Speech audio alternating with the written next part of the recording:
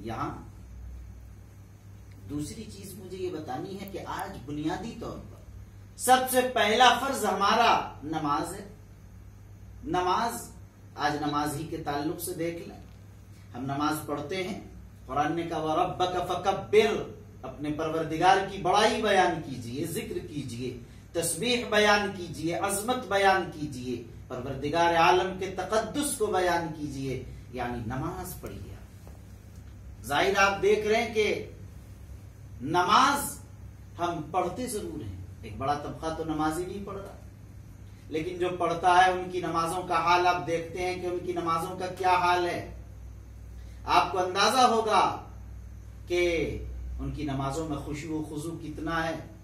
उनकी नमाजों के अंदर आप देखते हैं कि वो किस तरह दिल लगाकर, दिल जमी के साथ और यकसुई के साथ वो नमाज पढ़ते हैं।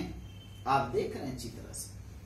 इसलिए हमें इस पर गौर करना है कि मुर्ग की चोंगों की तरह आए और सजदे में गए और आ गए। अगर इस अंदाज की नमाज हो तो जाहिर है कि हमें सोचना चाहिए। फिर इन नमाजों के बारे में हमें शुबा होता है कि इन नमाजों ने हमारी दिल की दुनिया नहीं बदली, इन नमाजों ने हमें बुराइयों और बेहयाइयों से क्यों नहीं रोका।